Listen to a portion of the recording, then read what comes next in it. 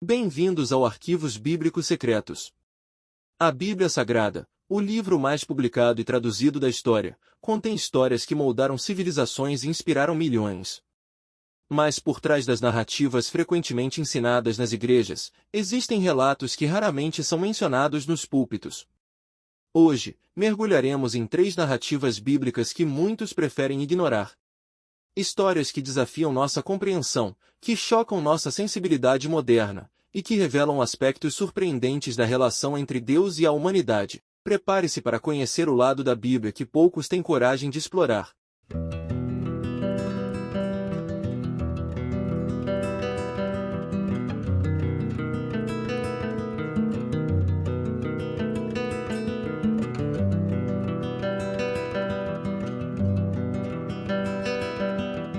Conheceremos uma história de brutalidade extrema que desencadeou uma guerra civil em Israel, uma mulher comum que se tornou heroína nacional através de um assassinato calculado, e um homem que morreu instantaneamente por tocar o objeto mais sagrado de Israel com boas intenções. 3 histórias que revelam verdades profundas sobre justiça, santidade e as consequências de nossas ações.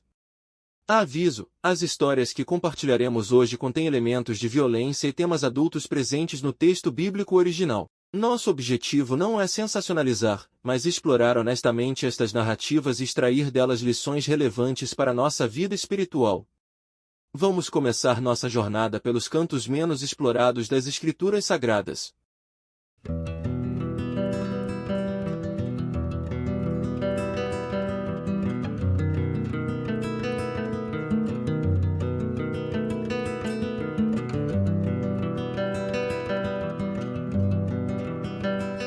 Nossa primeira história nos transporta ao caótico período dos Juízes, uma época de anarquia moral e espiritual em Israel.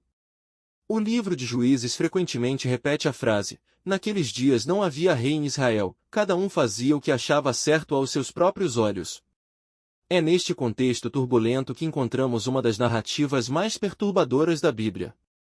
Um levita das montanhas de Efraim tinha uma concubina que, por razões não totalmente claras no texto, retornou à casa de seu pai em Belém. Após 4 meses, o levita decidiu buscá-la para falar ao seu coração. Chegando à casa do pai da moça, foi recebido com grande hospitalidade.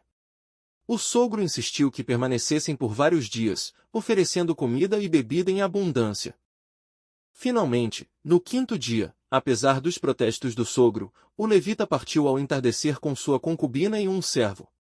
Uma decisão que se provaria fatal. Eles chegaram perto de Jerusalém, mas o levita recusou-se a se hospedar ali por ser uma cidade estrangeira, preferindo continuar até Gibeá, território da tribo de Benjamim. Em Gibeá, ninguém ofereceu hospitalidade ao grupo, uma grave violação dos costumes da época. Finalmente, um velho estrangeiro os convidou para sua casa, alertando-os sobre o perigo de permanecerem na praça. Durante a noite, homens perversos da cidade cercaram a casa e exigiram que o velho entregasse o hóspede levita para abusarem dele. O que se seguiu revela a terrível desvalorização da vida feminina naquela cultura. O velho, seguindo um código distorcido de hospitalidade, ofereceu sua própria filha virgem e a concubina do levita em lugar do hóspede masculino, e em um dos momentos mais chocantes da narrativa bíblica, o levita tomou sua concubina e a entregou aos homens. A Bíblia relata que os homens abusaram dela e a maltrataram toda a noite até a manhã. Ao amanhecer, a mulher conseguiu arrastar-se até a porta da casa onde seu senhor estava hospedado, e ali caiu. Pela manhã, o levita encontrou sua concubina caída à porta e friamente ordenou: levanta-te, e vamo-nos. Mas ela não respondeu, estava morta. O levita colocou o corpo sobre seu jumento e retornou para casa. Em um ato calculado para chocar e mobilizar as tribos de Israel, ele cortou o corpo da concubina em 12 pedaços e enviou um pedaço a cada uma das tribos, com uma mensagem sobre o crime hediondo cometido em Gibeá. As tribos de Israel, horrorizadas, reuniram-se em Mispa e exigiram que a tribo de Benjamim entregasse os criminosos para execução. Quando os benjamitas recusaram, protegendo os homens de Gibeá, uma guerra civil eclodiu. Nos primeiros 2 dias de batalha, os benjamitas derrotaram as outras tribos, matando 40.000 israelitas. No terceiro dia, após consulta a Deus, Israel preparou uma emboscada e quase aniquilou a tribo de Benjamim. Apenas 600 homens escaparam. Arrependidos por quase exterminar uma das 12 tribos, os israelitas buscaram maneiras de preservar Benjamim. Como haviam jurado não dar suas filhas em casamento aos benjamitas, eles atacaram Jabes de Gileade e tomaram 400 virgens para os benjamitas. Para os 200 homens restantes sem esposas, permitiram que raptassem moças durante uma festa em Siló. A história termina com a frase sombria que resume o período dos juízes. Naqueles dias não havia rei em Israel, cada um fazia o que achava certo aos seus próprios olhos. Uma narrativa que nos confronta com as terríveis consequências da anarquia moral e espiritual, e que nos faz refletir sobre como a ausência de uma autoridade moral pode levar uma sociedade ao caos.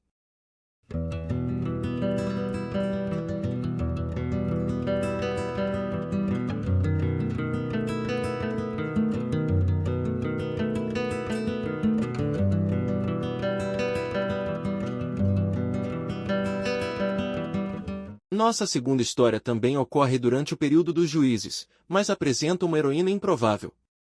Por 20 anos, Israel esteve sob a cruel opressão de Jabim, rei de Canaã, cujo comandante militar era Sísera, um general que comandava 900 temíveis carros de ferro. Débora, profetisa e juíza de Israel, convocou Baraque para liderar um exército contra Sísera, profetizando: o Senhor entregará Sísera nas mãos de uma mulher. A batalha ocorreu perto do Monte Tabor, e Deus interveio enviando uma tempestade que transformou o campo em um lamaçal, neutralizando a vantagem dos carros de ferro. Vendo seu exército em desordem, Sísera abandonou seu carro e fugiu a pé, enquanto Baraque perseguia e destruía o restante das forças cananeias. O general fugitivo buscou refúgio onde acreditava estar seguro, na tenda de Jael, esposa de Éber, o quineu, pois havia paz entre Jabim e a casa de Éber. Jael saiu ao encontro de Sísera e o convidou: entre, meu senhor, entre, não tema. O general, exausto e desesperado, aceitou o convite. Sedento, Sísera pediu água, mas Jael ofereceu-lhe leite, um gesto que parecia demonstrar hospitalidade excepcional, mas que na verdade serviria para induzi-lo a um sono mais profundo. Confiante em sua segurança, Sísera instruiu Jael a ficar à porta da tenda e negar sua presença caso alguém perguntasse. Exausto da batalha e reconfortado pelo leite morno, ele rapidamente caiu em um sono profundo. Quando Sísera estava completamente adormecido, Jael pegou uma estaca da tenda e um martelo. Aproximando-se silenciosamente do general inimigo, ela posicionou a estaca em sua têmpora e, com um golpe poderoso, cravou-a com tanta força que a estaca atravessou sua cabeça e se fixou no chão. O texto bíblico descreve o momento com detalhes vívidos. Tomou uma estaca da tenda, e lançou mão de um martelo, e chegou-se mansamente a ele, e lhe cravou a estaca na fonte, de sorte que penetrou na terra. Sísera estremeceu, contorceu-se e morreu. Quando Sísera estava completamente adormecido, Jael pegou uma estaca da tenda e um martelo. Aproximando-se silenciosamente do general inimigo, ela posicionou a estaca em sua têmpora e, com um golpe poderoso, cravou-a com tanta força que a estaca atravessou sua cabeça e se fixou no chão. O texto bíblico descreve o momento com detalhes vívidos. Tomou uma estaca da tenda, e lançou mão de um martelo, e chegou-se mansamente a ele, e lhe cravou a estaca na fonte, de sorte que penetrou na terra. Sísera estremeceu, contorceu-se e morreu. Pouco depois, Baraque passou pela região, ainda perseguindo Sísera. Jael saiu ao seu encontro e disse: vem, e mostrar-te-ei o homem que buscas. Ela o levou para dentro da tenda, onde Baraque encontrou seu inimigo morto, com a estaca ainda cravada na têmpora. Assim cumpriu-se a profecia de Débora de que a glória da vitória seria de uma mulher, não de Baraque. O cântico de Débora celebra Jael como bendita entre as mulheres, exaltando seu ato como heróico e decisivo para a libertação de Israel. Uma história que nos desafia a refletir sobre como Deus pode usar pessoas improváveis, neste caso, uma mulher estrangeira, para realizar seus propósitos, mesmo através de meios que nos parecem moralmente ambíguos.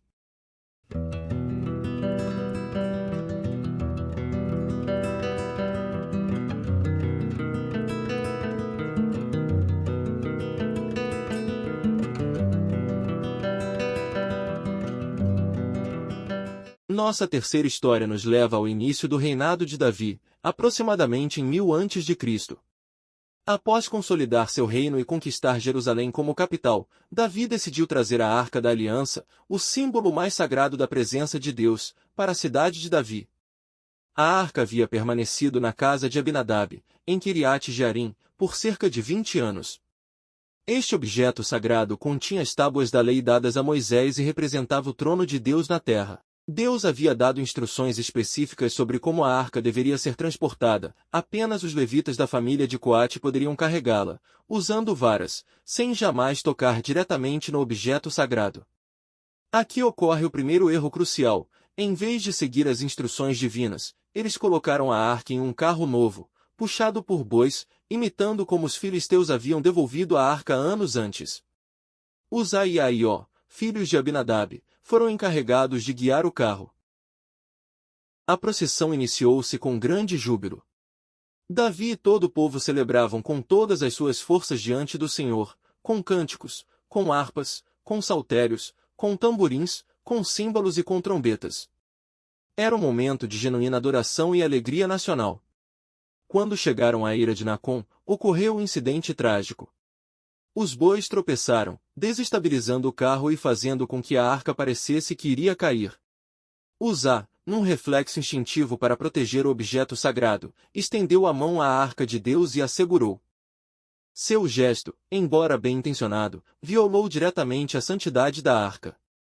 A reação divina foi imediata e severa. A ira do Senhor se acendeu contra Uzá, e Deus o feriu ali por este erro, e morreu ali junto à arca de Deus. Uzá caiu morto instantaneamente, na presença de toda a assembleia festiva. O incidente transformou a celebração em luto e temor. Davi ficou consternado e até mesmo irritado com Deus pela severidade da punição. Tomado pelo medo, questionou: como trarei a arca do Senhor para junto de mim? A procissão foi interrompida, e Davi decidiu não levar a arca para Jerusalém naquele momento. Em vez disso, desviou a arca para a casa de Obed-Edom, onde permaneceu por 3 meses. Durante esse período, o Senhor abençoou a casa de Obed-Edom e tudo quanto tinha, por causa da arca de Deus. Apenas depois de ver essas bênçãos, Davi decidiu completar a transferência. Item. Narração. Desta vez, porém, ele estudou cuidadosamente as instruções divinas. Em 1 Crônicas 15, vemos que Davi reconheceu o erro: ninguém deve carregar a arca de Deus, senão os levitas, porque o Senhor os escolheu para carregarem a arca. A segunda procissão foi realizada corretamente, com os levitas carregando a arca usando varas, conforme ordenado por Deus. Uma história que nos ensina sobre a santidade divina e como mesmo ações bem-intencionadas podem ser erradas quando contradizem instruções específicas de Deus. A concubina do levita. Jael e Sísera. Uzá e a arca. 3 histórias que raramente são mencionadas nos sermões dominicais, mas que estão preservadas nas páginas da Escritura Sagrada. O que podemos aprender com estas narrativas desafiadoras? Estas histórias nos mostram que a Bíblia não esconde a realidade brutal da condição humana. A história da concubina revela as terríveis consequências da anarquia moral e espiritual. Quando cada um faz o que bem entende, a sociedade descende ao caos e à violência. Jael nos lembra que Deus frequentemente usa pessoas improváveis como instrumentos de libertação, mesmo em circunstâncias moralmente ambíguas. E Uzá nos ensina que a santidade de Deus deve ser levada a sério, que suas instruções não são sugestões, mas comandos que exigem obediência precisa. Por que estas histórias estão na Bíblia? Talvez para nos lembrar que a fé não é uma jornada simples ou confortável. Que Deus trabalha na história humana mesmo em seus momentos mais sombrios. Que a Escritura não é um livro de contos de fadas, mas um testemunho honesto da complexa relação entre Deus e a humanidade. Estas narrativas nos convidam a uma fé mais madura, que não ignora as partes difíceis da Bíblia, mas as enfrenta com coragem, buscando compreender o que Deus quer nos ensinar através delas. Se você ficou impactado com estas histórias bíblicas surpreendentes, não deixe de curtir este vídeo e se inscrever no canal Arquivos Bíblicos Secretos. Ative o sininho de notificações para não perder nenhum dos nossos vídeos diários, onde continuaremos explorando as narrativas menos conhecidas e mais intrigantes da Bíblia Sagrada. No próximo vídeo, continuaremos nossa jornada pelos cantos menos explorados das Escrituras, revelando mais histórias surpreendentes que raramente são mencionadas nos púlpitos. Prepare-se para descobrir segredos bíblicos que desafiarão sua compreensão e enriquecerão sua fé. Queremos saber sua opinião. Qual destas 3 histórias mais te surpreendeu? Você já conhecia alguma delas? Existe alguma outra história bíblica pouco conhecida que você gostaria que abordássemos em vídeos futuros? Deixe seu comentário abaixo e vamos conversar. Lembre-se de compartilhar este vídeo com amigos que também se interessam pelos aspectos menos explorados da Bíblia. Até o próximo vídeo, aqui no Arquivos Bíblicos Secretos.